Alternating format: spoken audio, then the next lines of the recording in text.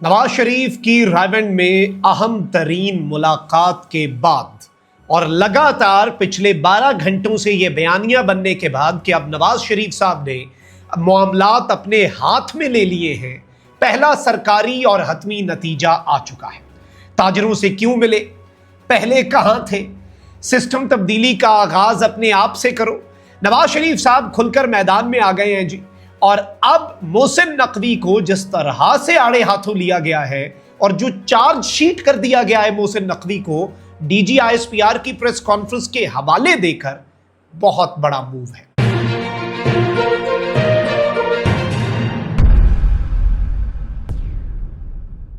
بسم اللہ الرحمن الرحیم، السلام علیکم، میں ہوں مخدوم شہاب الدین۔ 2 اگست 2026 اتوار کا دن۔ ناظرین کرام، ویسے تو چھٹی کا دن ہے، لیکن سیاست جو ہے، جو کافی عرصے سے چھٹی پر تھی، ملک میں بزنس ایز یوزول چل رہا تھا۔ سڑکیں گرم کرنے کی بات تو ہوتی تھی، لیکن سڑکیں گرم نہیں ہو پا رہی تھیں۔ حکومت کو لگتا تھا کہ اپوزیشن جو ہے وہ اس کو ٹف ٹائم نہیں دے سکے گی، اور بہترین انداز میں یہ کشتی چل رہی تھی۔ اب آل از ناٹ ویل، یہ میں نہیں کہہ رہا، یہ ہمیں نظر آ رہا ہے، یہ سامنے رائٹنگ آن دا وال ہے۔ اگر اسے بھی ہم نہیں پڑھیں گے تو پھر تو ہمارے اوپر سوال اٹھے گا، ہماری بینائی پر سوال اٹھے گا، ہمارے شعور پر سوال اٹھے گا۔ عوام کو بھی سب سمجھ آ رہی ہے، کیونکہ اب یہ سب کچھ پبلک ڈومین میں آ چکا ہے، ڈسکشنز میں آ چکا ہے۔ نواز شریف صاحب نے کل جو رائیونڈ میں شہباز شریف، مریم نواز اور اسحاق ڈار کے ساتھ میٹنگ کی، اس کے بعد باضابطہ طور پر یہ بیانیہ بنا کہ نواز شریف صاحب نے معاملات اپنے ہاتھ میں لے لیے ہیں۔ طلعت حسین صاحب نے یہ بات کر دی کہ اب نون لیگ نے ہیڈ آن جانے کا فیصلہ کر لیا ہے، متھا لگانے کا محسن نقوی کے اس بیان کے بعد، اور نون لیگ اس بیان کو اگنور کر دیتی، لیکن D G I S P R نے جو اس سارے معاملے کے اندر ایک طرح سے انڈورس کیا ہے، اس کے بعد نون لیگ نے یہ فیصلہ کیا کہ بڑا اور سخت مکہ جو ہے، وہ جوابی مکہ محسن نقوی صاحب کو بیانیے کا مارا جائے۔ اب ناظرین کرام، خواجہ آصف صاحب جو کہ اس سے پہلے بھی میدان میں آئے اور کھل کر بغیر کوئی فلٹر رکھے علیم خان صاحب کے اوپر چڑھ دوڑے، علیم خان صاحب کو کہا کہ ذرا سی شرم تمہارے اندر ہے، ہماری حکومت پہ تنقید کرنے سے پہلے تو جاؤ اور جو ہے وہ استعفیٰ دو ہماری کیبنٹ سے، ہماری کیبنٹ میں بیٹھ کر یہ باتیں کر رہے ہو۔ پھر ایون محسن نقوی صاحب کو رانا ثناء اللہ صاحب نے کہا کہ جس سسٹم کی آپ بات کر رہے ہو، اس سسٹم میں 30 سال لگتے ہیں اس لیول پہ پہنچنے میں جس پہ آپ پہنچے ہیں۔ 30 سال کا سفر آپ نے 3 سالوں میں کر لیا، تو اب وہ سسٹم برا ہو گیا ہے۔ اس سسٹم کا 3.5 سال سے آپ بھی حصہ ہیں، اور جس طرح سے چیزیں چل رہی ہیں اس میں اب آپ کو سب یاد آیا۔ لیکن اب باضابطہ طور پر خواجہ آصف صاحب نے، میں کہتا ہوں کہ کوئی لگی لپٹی نہیں رکھی، اور یہ جو بیان ہے، یہ جو ٹویٹ ہے، یہ میاں نواز شریف صاحب کی فیملی میٹنگ کے بعد، اور جو کہا جا رہا تھا کہ اب نواز شریف کا مزاحمت کا بیانیہ چلے گا، نون لیگ زندہ ہو گئی ہے، یہ ساری باتیں کی جا رہی ہیں پچھلے چند گھنٹوں میں، تو اب کچھ نہ کچھ اس میں ان باتوں میں جان بھی نظر آ رہی ہے، کیونکہ اب جو محسن نقوی صاحب ہیں ان کو جواب نہیں دیا جا رہا، بلکہ انہیں D G I S P R کے پریسر کے تناظر میں چارج شیٹ کیا جا رہا ہے۔ اپڈیٹس بڑی انٹرسٹنگ ہیں، لیکن اس سے پہلے اگر ابھی تک آپ نے اس ویڈیو کو لائک نہیں کیا، لائک ضرور کر دیں، کامنٹ سیکشن میں رائے کا اظہار بھی کیجیے گا، پاکستان زندہ باد کا نعرہ کامنٹ سیکشن میں ضرور لکھیں۔ پولیٹیکل اپڈیٹس میں آپ کے سامنے رکھ تو رہا ہوں، لیکن بات وہی ہے جو میں ریپیٹ کرتا ہوں کہ میں اوپینین اپنی نہیں رکھوں گا، میں فیصلہ سنانے والا کوئی نہیں ہوتا، میں خبریں آپ کے سامنے رکھوں گا، اور نتیجہ آپ سنا سکتے ہیں، کیونکہ آپ کا یہ ڈیسیجن ہوتا ہے۔ اپنا فیصلہ اپنی رائے تھوپنے سے بہتر ہے کہ فیکٹس لوگوں کے سامنے رکھے جائیں، اور لوگ بہترین جج ہیں جو اس ملک کے اصل مالک ہیں۔ صحافت یہی ہے کہ آپ خبر رکھیں۔ تو اب ناظرین کرام، خبر انٹرسٹنگ ہے۔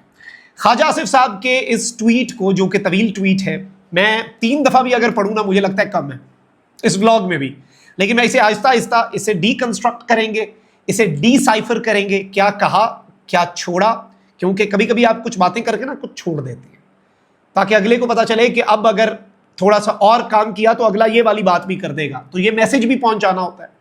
اور محاورہ یاد آ رہا ہے، پنجابی میں کہتے ہیں کہ کہنا تینوں تے سنانا نونو، کہتے ہیں آپ بولتے آپ بیٹی سے ہیں، سنا آپ کسی اور کو رہے ہوتے ہیں، بہو کو سنا رہے ہوتے ہیں، تو یہ بھی اس پر تجزیہ ہو سکتا ہے۔ تجزیے بہت ہیں، انالیسز کرنے کے طریقے بہت ہیں، لیکن ہم آتے ہیں جی ٹویٹ کے اوپر۔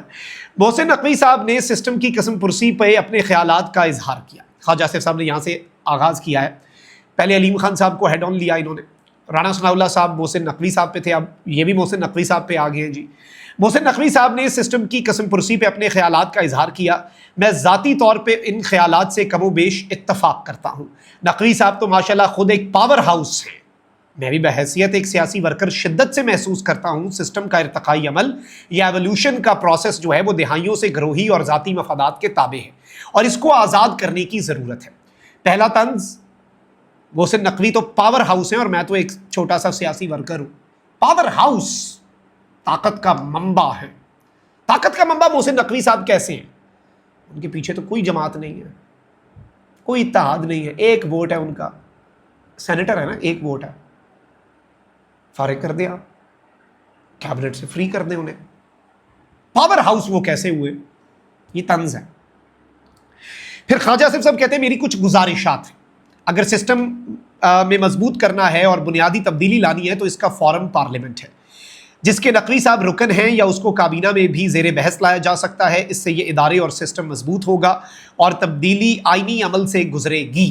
यानी या तो मोहसिन नकवी साहब पार्लियामेंट में इसे डिस्कस करें या कैबिनेट में। मोहतरम काबीना के निहायत और मोतबर रुकन हैं, इत्तफाक है नकवी साहब इन दोनों इदारों यानी पार्लियामेंट और काबीना का इजलास कभी कभार अटेंड करते हैं। यानी मोहसिन नकवी साहब के लिए ना ही पार्लियामेंट मैटर करती है ना ही कैबिनेट, वो खुद एक पावर हाउस है। तो कहते हैं कि हैरत की बात यह है कि नकवी साहब इन दोनों को ही यहीं से एब्सेंट होते हैं। इन इदारों को इररेलेवेंट करके मुल्क के माया नाज और काबिल एहतराम ताजरों को इनवाइट करके कैप्टिव ऑडियंस के आगे इतनी बड़ी बात करना मेरी दानिस्त में वो असर नहीं रखती जितना रेलिवेंट कॉन्स्टिट्यूशनल फॉरम्स पर बात करने से पजीर आई मिलती। यानी आपने जो असल फॉरम है उन्हें इग्नोर करके ताजरों को बुला लिया, अहम तरीन ताजरों को, और उनके सामने आपने ये बात कर दी, तो इसकी तो पजीराई नहीं मिलेगी, सवाल उठेंगे। यही बात है। नकवी साहब इस निज़ाम के इंतहाई ताकतवर ओहदों पे 3.5 साल से फाइज हैं। अगर वो चाहते तो निज़ाम की तब्दीली की बात या पेशरफ्त इस अरसे में कर सकते थे। चले देर आए दुरुस्त आए, नकवी साहब खुद भी बेहतरी ला सकते थे। अब जो दिलचस्प बात है वो बड़ी इंटरेस्टिंग है कि DGISPR ने नेशनल एक्शन प्लान के 13 नुकात या पॉइंट्स का जिक्र किया। एक पॉइंट पे अमल दरामद जो हमारी अफवाज के जिम्मे था, उस पे अमल दरामद और तकमील जानों की कुर्बानियों से हो रही है। वही जो रिवाइज नेशनल एक्शन प्लान है उसमें एक नुकता है काइनेटिक एक्शंस का। यही DG साहब ने कहा, वो तो फौज अपनी जानें रोजाना दे रही है, रोजाना दिन का 190 से 200 IBO हो रहा है, बिल्कुल जी अचीवमेंट है। लेकिन कहते हैं कि बाकी जो पॉइंट्स हैं जितने नेशनल एक्शन प्लान के, रिवाइज नेशनल एक्शन प्लान के, एक नुकता जो DG साहब ने शेयर किया कि वो फौज की जिम्मेदारी है, बाकी सिविलियंस की जिम्मेदारी है, तो बाकी 12 नुकात वजारत दाखिला की जिम्मेदारी है जिन पर अमल दरामद नहीं हुआ। अब DG साहब के प्रेशर के तनाजुर में ही मोहसिन नकवी साहब की गवर्नेंस को लाकर कटहरे में खड़ा कर दिया है ख्वाजा आसिफ साहब ने। कहते हैं कि नकवी साहब सिस्टम की तब्दीली का आगाज नेशनल एक्शन प्लान पर अमल दरामद से करें।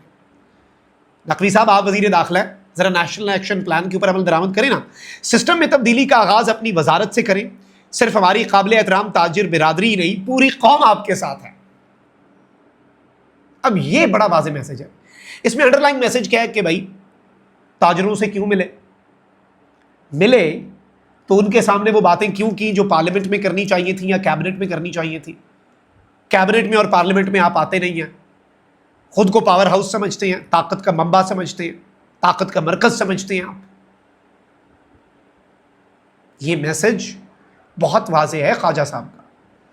ये ट्वीट जब हम मौजूदा हुकूमत और जब हम पॉलिटिकल पूरे प्रोसेस को आज से 20 साल बाद भी एनालाइज कर रहे होंगे तो ये एक मोहसिन नकवी साहब की तकरीर और एक ये ट्वीट ये डिसाइसिव रोल प्ले करेंगे। Mark my words.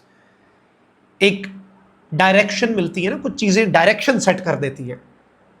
तो अब नून लीग जो है उसने डायरेक्शन अपनी भी सेट कर दी है। दूसरी साइड ने तो पहले कर दी थी, अब नून लीग ने भी।